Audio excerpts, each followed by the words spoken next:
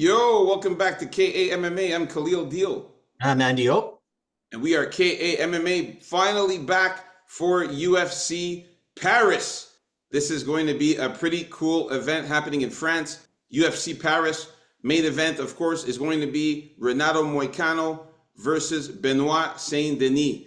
But we are here to talk about the early predictions for the prelims. Let's get right into it. Let's see who is in the prelims. We got the first fight. Balaji Oki versus Chris Duncan, Nora Cornoli versus Jacqueline Cavalcanti, Daniel Barz versus Victor Altamirano, Aileen Perez versus Daria Zelenjakova, Taylor Lapoulis versus Vince Morales, Ludovic Klein versus Roosevelt Roberts, and then we've got, of course, Umar Sy versus Dawoon Jung, and then the main event of the prelims, we got Jan Kutelaba versus Ivan Erslan. All right, so this is going to be an interesting, a very, very big card, 14 fights. We got 8 fights in the prelims. Let's get it started with the first fight of the prelims. Balaji Oki versus Chris Duncan. Who you got here, Andy O, in this one? Yeah, it's been a while. Glad to be back. This is quite the fight to start off the card. I feel it should be a banger. Here I'm going to go with Chris Duncan to pull it off. He's the more experienced guy, and I think he's the better grappler. If anything, he's going to be the grappler here, and Oki's going to be the striker. I also think that Duncan has really good leg kicks that are going to mess Oki up. And after that, he should be able to take him down and have some control time down there. And yeah, I think this is a good spot for Duncan as the underdog. And also, Oki's a different kind of style fighter than a Schmooze who knocked him out that time there when he was holding his chin all high. That's still a factor, right? But I'm going to go with Duncan on this one, the more experienced guy. Right. Yeah, basically in this one here, I was going back and forth as well because I know it's going to be a banger. It's going to be a pretty tough fight. Chris Duncan did lose his last fight to Manuel Torres. It was by submission. Manuel Torres, we saw how this guy fights. He's not even a guy who really normally goes for subs. He normally strikes and knocks out people, and he managed to get a submission on Duncan. So I do know that Balaji Oki is not really a guy who grapples or wrestles. He's more of a striker, and he's got knockout power though. The guy is very, very strong, built like a Don't forget the guy that you just mentioned here, that Sub Duncan. He's also very good down there, though. yes. That's not his preferred way of fighting, but he's a lot better than Oki down there. Yeah, for sure. It's a lot better on the ground, Manuel Torres than Balaji Yes. for sure. Listen, it's a tough one to pick. I do know that Chris Duncan, for him to win, he's gonna have to get the fight to the ground. I'll side with you on Chris Duncan as well. The underdog here. I think he will use his grappling. He'll use the wrestling to get Balaji on the ground. I know Balaji's takedown defense is fairly decent, but Chris Duncan will have no choice. He can't stand and bang with this powerful Zulu warrior there. Definitely, very scared. I'm not saying it with confidence that Chris Duncan's going to win, but I think he's in a good position to win if he uses the wrestling and the ground game there. And a healthy dose of leg kicks, because he does use a lot of them, like those low leg kicks. So I think that can make a difference too. Yeah, but yeah, for sure. The top team too. They're very good over there. The same height. Balaji's got a 1.5 inch reach advantage, which is not significant enough to really do anything like spectacular there. So yeah, I'll side with you with Chris Duncan. Not very confident in it, but nice. We'll take the dog there. We'll take Chris Duncan to get the win. All right, moving on up to the next fight. We have here Nora Cornell versus Jacqueline Cavalcanti. This one here, I've been also struggling with this one, man, because Cornhole. If you guys know, they've already fought before in the past. And Jacqueline Cavalcanti won that fight in the past when they first fought. I think it's going to be pretty much the same again. I think Jacqueline's going to be able to beat her again. I think she's the better fighter, man. She's going to have an inch height advantage, 3-inch reach advantage. I think she's the better fighter, man. I think she boxes better. She won a split decision over Josiana Nunes, who's pretty fucking tough, man. And I think Josiana Nunes is tougher than Nora Cornell. Nora Cornell has a few wins there. The win over Jocelyn Edwards, that one there was a very controversial win. I thought Jocelyn Edwards won that fight. She did knock out Melissa Mullins, but yeah, I think Jacqueline is just too skilled of a fighter here. She beat Zara Farron in her UFC debut, and also Josiana Nunes. So yeah, I like the 1-inch height advantage, the 3-inch reach advantage here for Jacqueline. I think she'll piece her up on the feet, stay at distance. She's got good punches, good boxing, good strikes. I think she's going to get the win here. So my pick is going to be Jacqueline Cavalcanti by decision. How about Yeah, I have to agree there. I like Jacqueline Cavalcanti also. I think she's better everywhere except maybe not in the clinch because Cornhole is half decent in the clinch. But otherwise than that, I think she is better everywhere as well. And she will mix in the wrestling. And that's something I don't think Cornhole will do. What else did I want to say? Yeah, and she actually shows some feistiness that can really get at it sometimes, with the striking. So I look to see a decision win from wait a minute, what am I saying? I'm hoping she finishes. It should be a decision win, but I am afraid of the robbery if it goes to decision in France. Yeah, But yeah, that's true. So Jacqueline will have to beat her convincingly for sure. convincingly. Also a little thing could be going against Cornhole. She is 7 years older, right? Seven Yeah, I or was eight about to years mention older. the age difference there. Yeah. Along with that, she fought 5 weeks ago, and she took this fight on very short notice, as did Cavalcante, but she fought 5 weeks ago. I don't know if that's good or bad, like at her age and all that, but hey, it should be a close fight, and let's hope for a Yeah, good. well, she's going to be in good shape, so that's what's good. I mean, Nora Cornell was supposed to fight Jermaine Durandamy, and Durandamy withdrew from that fight, so that's why Jacqueline came in on short notice. But she was already in great shape already from training from that fight before, so it's going to be an Yeah, easier weight cut for her, easier to get, to get in shape for this fight. So yeah, I just think that Jacqueline's a bit more skillful, a bit more technical of a fighter, better striker than Nora, and I think she'll get the win here by decision as well. I think. I see it being more of the same as their last fight.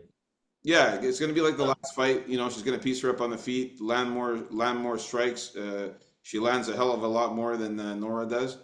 She strikes a lot more. So yeah, so we are in agreement with the first two fights of the prelims. Let's move on up to the next fight here. We got Daniel Barz versus Victor Altamirano. Who you have here, Andio? Here, I like this fight also. It has potential for being a banger as well. And I'm going to go with Altamirano on this one. I like this guy's toughness, and I like the way he fights, even though sometimes it's not the safest way for him, with all that spinning shit he does and all that wackiness.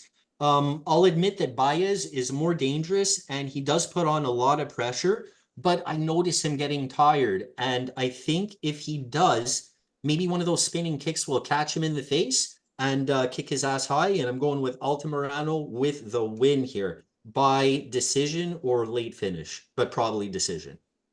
Yeah, Victor Altamirano is fighting for his life here. He lost his last two fights, so this is very important to him to get the win here. And he's fighting for his life. Yes. Pretty much is, man. I do like that he's a couple years younger. I like the fact that he's going to be 2 inches taller. I like the fact that he's going to have a 4-inch reach advantage.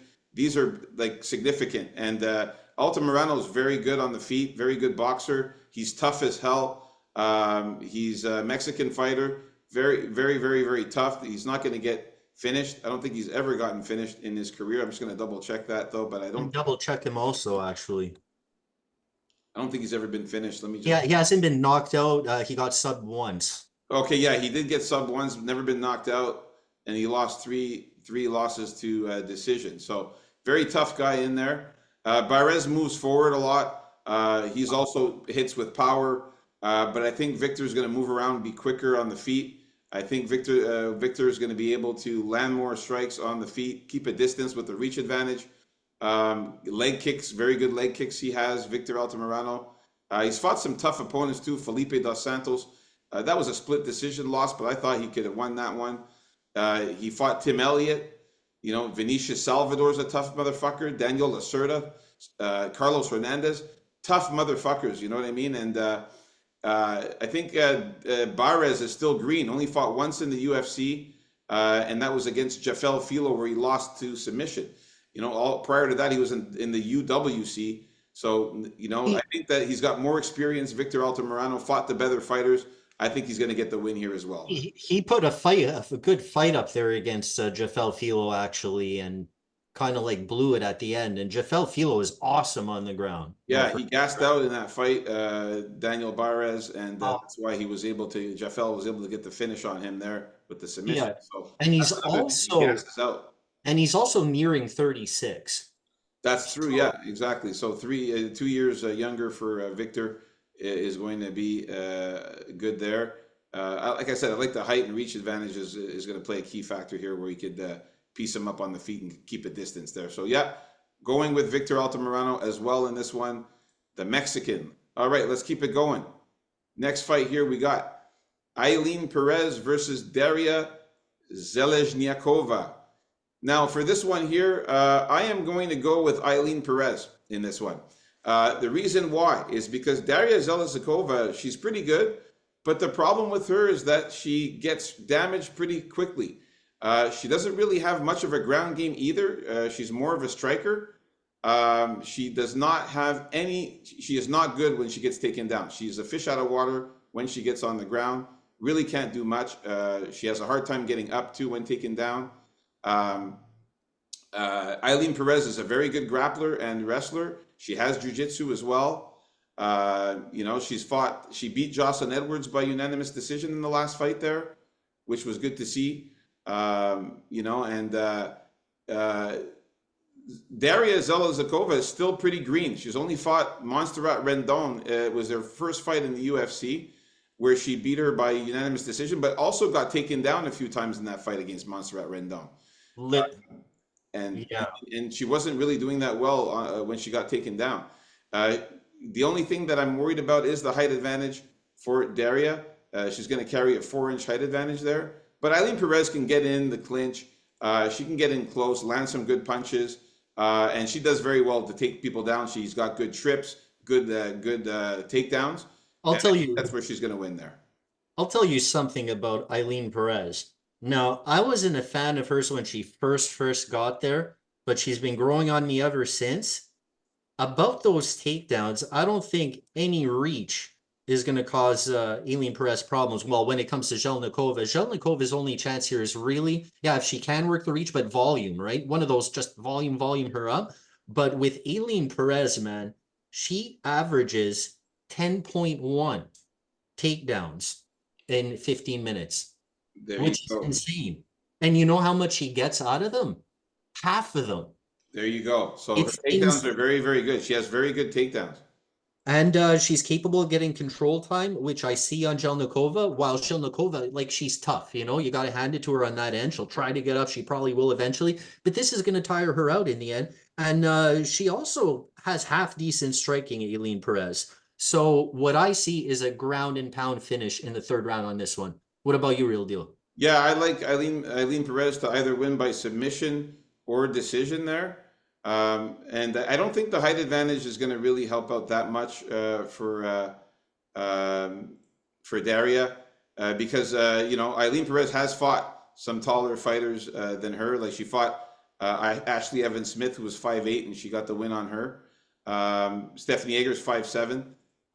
She fought also Lucy Pudilova, who was also another tall girl at 5'8". So the 5'9" height advantage is not going to be really that much of a factor.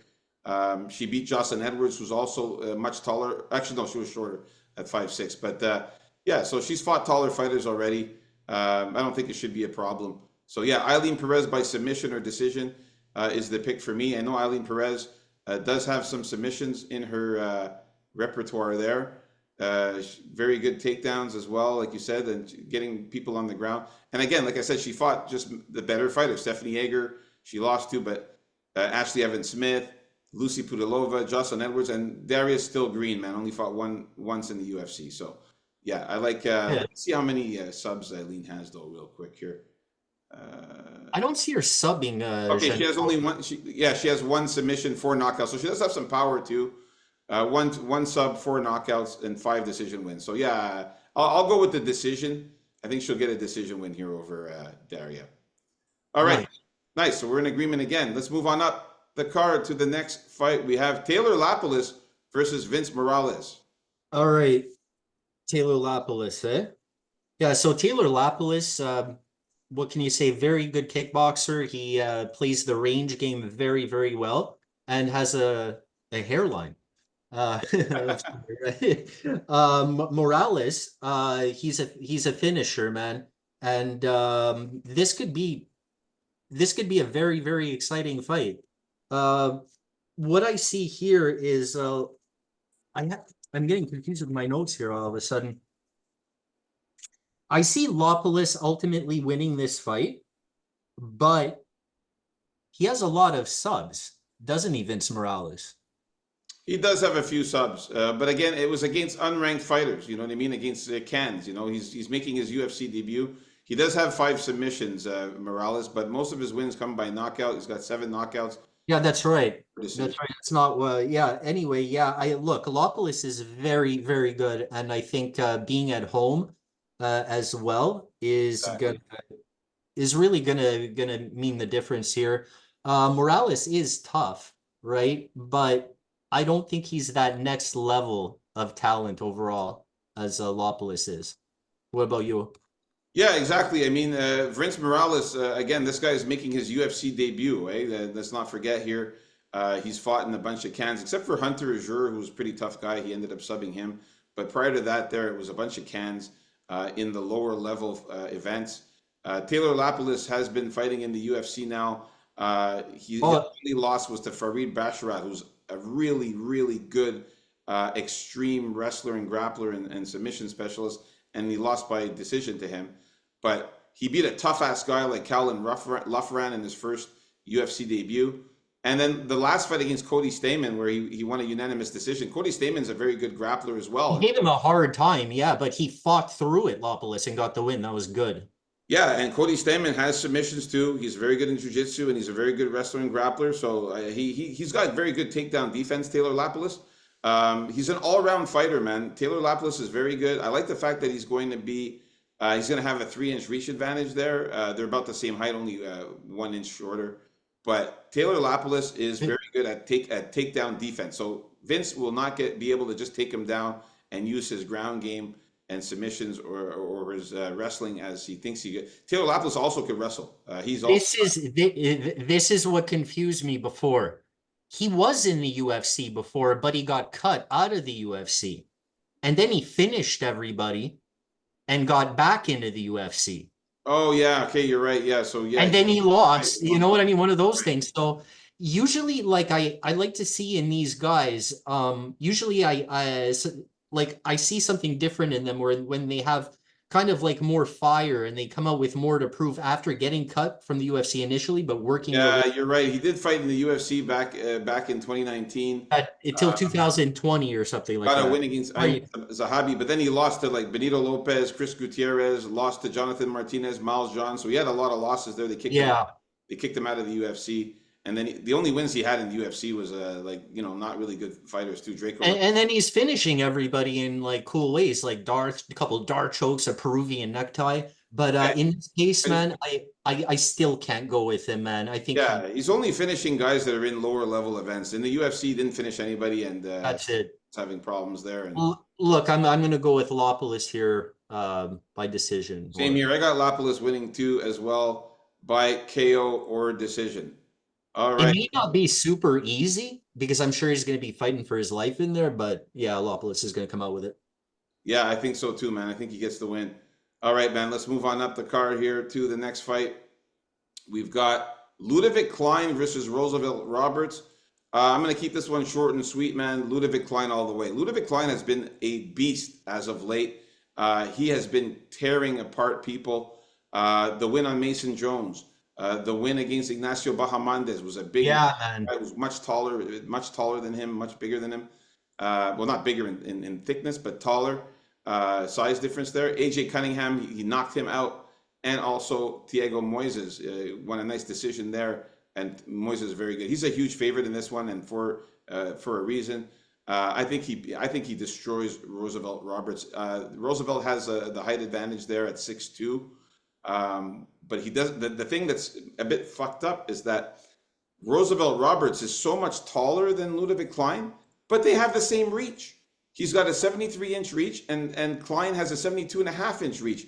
We're talking 0.5 of a reach difference for a guy who's so much taller. So I don't think that that's going to be any advantage for him. The height advantage really does nothing. Ludovic Klein can take him down. Ludovic Klein has ground game. He has wrestling, and he's a good striker. He's an all-around fighter. Good all around, powerful. I say he gets a finish on Roosevelt Roberts' skinny ass, man. I think he knocks him out or wins by a submission or a knockout here. So I got the KO submission for Ludovic Klein. Yeah, Ludovic Klein is one of my candidates for most improved fighter over the past while. Like he seems to be getting better and better. He should be on the main card in this one, I think. I got him winning by a knockout or decision also, because sometimes he takes it to decision. I'd like to see him go for the finish here also. I don't even have a problem with Roosevelt Roberts. Like he's not that bad, but he's not stopping Ludovic Klein in this fight. I think that's very, very unlikely. So yeah, and he's been smashing good guys up, like you mentioned in his previous opponents, like Bahamondes. And we see how good he is. So yeah, and he has great kicks. He can use body kicks pretty well, and he has a great high kick also. So I love those kicks. So give me Klein. And if you look at his last 5 fights for Roosevelt, the only 2 fights he won were when he was not in the UFC. So when he was in the UFC, lost to Ignacio Bahamondes. He got knocked out by a wheel kick, and then when he fought Mateusz Rebecki in his last fight, he got subbed. So he can get finished, as you can see. Yeah. Knocked out and got subbed. So the KO sub's a good bet, I think, for Ludovic Klein to get a finish here. Very tough guy. That fight against Kevin Kroom, the standing guillotine choke 4 years ago, too. I think he lost in that one. I mean, I'm not. He lost to Kevin Kroom. That's right. Yeah, Oh no. Yeah. So and he got subbed by him. Yeah, he got Insane. with a standing guillotine choke there. So yeah, like it's not really looking good for Roosevelt Roberts, really. So Ludovic Klein, definitely the win for me here. All right. Next. Same thing for you, eh? Yeah, you said it. Yeah. Okay. Now I don't know. Maybe he will get the finish, but yeah, Klein for sure. All right, man. Let's move on up to the next fight here. Umar Sy against Da Woon Jung. All right. Umar Sy, eh? Yeah, so Sy, the thing with Sy, man, he's gonna wrestle. And he's gonna wrestle a lot. And for light heavyweights, it's impressive, And I think he'll go for them, and he'll eventually take Da Woon Jung down. Da Woon Jung, in great shape. I don't think he has the takedown defense to stop Umar Sy in this one. I think Jung's only chance is to keep his range, which I don't think he's going to be able to do with the tenacity and the strength of Omar Sy with those takedown attempts. And like with Jung, he hasn't really faced any real good takedown guys. So this is going to be a difference when it comes to this fight. If you look back at his previous fights, can you find any real grapplers in there? No, but a wrestler in Devin Clark. Clark. That's the best one, I guess, out of them, eh? Either way, William Knight too. He can wrestle a bit too if he wants to. He doesn't really do it that much, but yeah. I mean, his last 3 losses, man, came from 2 finishes and a decision loss to Devin Clark. So Carlos Ulberg subbed him. Devin Clark won That the decision, and Dustin Jacoby knocked him out. look for a guy like Olberg, who the last thing on his mind almost all the time is how do I get this submission, right? So for Olberg to submit you, that's not a good look to Yeah, me. it's messed up, and I think it was his first sub ever too, if Yeah. I'm not And mistaken. it may be his last sub also. Yeah. So yeah, give me Umar C. He's good on control time as well if he gets on top. Um, Give me ground and pound knockout because he has power too, but ground and pound style. So give me that ground and pound here. Yeah, you know what? Give me ground and pound for Umar C in France. All right, yeah. So that's another thing here. He's from France. What I like about this fight is that they are the same height, so there's no height advantage for his opponent. But what's really sweet, he is going to have a 5-inch reach advantage. Okay, that is a 5.5-inch reach advantage for Umar C. So that is significant. Again, Dawoon Jung losing 3 of his last 5 fights, looking terrible. And the only fights he won were against William Knight and Kennedy Nzechukwu. That fight against Nzechukwu there was a fluke, I find, because he knocked him out with a standing elbow. And William Knight by decision. William Knight just didn't even fight in that fight. Like, he did barely anything in that fight. That was one of those ones where we were yelling at That's not the worst one he did though, even. No, but I remember that fight though. Well, what was the worst one he was against? I forgot, but I'll tell you one thing though. In this fight against Dawoon Jun, he did barely nothing, and that's why Dawoon Jun got the win. But fighting better guys like Dustin Jacoby, Devin Clark, and Carlos Ulberg, finishing this guy. And again, the decision by Devin Clark, but the other 2 were finishes. Umar C, I see him getting a KO or submission on him easily. He'll take down Dawoon Jung. Dawoon Jung will try to get up. Umar C is relentless with takedowns and grappling. He's amazing. Sometimes you say that, like as fans, like we say that, but this guy is like even if he doesn't get it the first time, he'll grab onto you and try to get you down again. Oh yeah, he's relentless with his takedowns and grappling. That's what he does. He likes to grapple and wrestle. He's a jiu-jitsu guy too. He's got some submissions. That last fight against Tuko Tokos, he submitted him. That was awesome. And he was just tearing people apart before that. I think he wins by KO or submission here and finishes Dawoon Jung. I see what the UFC is trying to do here. They're trying to promote this guy in France. They're giving him a guy that's easy to beat. It really looks that way. Really looks that way. All right, man. So there you have it. We are at the last fight of the prelims here. We got Jan Kutelaba versus Ivan Erslan. Now, Ivan Erslan is a freakazoid. This guy is on roids. He was also caught for performance enhancement drugs. He got caught a while back. Yeah, the guy's a freak of nature, man. I cannot go for Jan Kutelaba in this one. The guy has lost 4 of his last 5 fights, man. 4 of his last 5. It's absolutely insane how much he's losing. I don't have faith in Jan Kutelaba anymore. Used to be good. I mean, the guy's 17-10. Those losses come from somewhere, as my boy Andy O likes to say. Good call, man. The last loss was against Philip Lins, and then Nzechukwu knocked him out. Johnny Walker subbed him. Ryan Spann subbed him. So he's getting finished left and right. He got a win on Tanner Boser, who's lately has sucked. Ivan Erslan. What a disappointment, that guy. What a disappointment. Tanner Boser, I mean. Also Kutelaba, but Tanner Boser too. Yeah, and another thing about Ivan Erslan, the guy's going to be 2 inches taller, and he's going to be bigger in size than Jan Kutelaba. Jan's getting, he's just getting finished all the time. I got Erslan getting win by knockout here. I think he's the more powerful guy. I think he's going to be too powerful for Jan. Jan's going to gas out. He also leaves himself open, and I think Erslan's going to take advantage of that. So I'm going for the it's nearly even actually, this one. So I'm gonna go for Ivan Erslan to get the win here. I like this new prospect. And I think both of them leave themselves open. Look, you can never be. Anytime you're looking at an ion fight, you're looking at a no confidence play, right?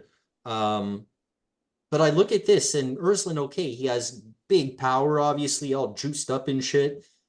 Great overhand right. But the thing with him, he throws with like all power almost all the time. And Kutalaba, though, he has 16 more fights in the UFC, even against like a lot of tough guys, right? And he can take you down, right? He always has that. He will take this guy down if he wants to. And he's just extremely, extremely hard to trust. So I'm gonna have to go with him. With Based who? on with Ikutalaba, based on his experience, based on the logic, man, based on the fact that I think Ursuline is gonna gas out in his debut here in the UFC. Or is it his debut? It's not. Yeah, it is his debut. Yeah. It is. It is. So yeah, that's what I think will happen. I don't think this fight either way will go the distance. So give me Ion by finish in round 2. All right. I think this was our only disagreement No confidence. in the No. entire prelims here. I think we agreed on everything except for this one here. So I got Ivan Ruslan in this one. There you have it, folks. Our early predictions for the prelims. Stay tuned for our early predictions for the main card coming up next. Like and subscribe.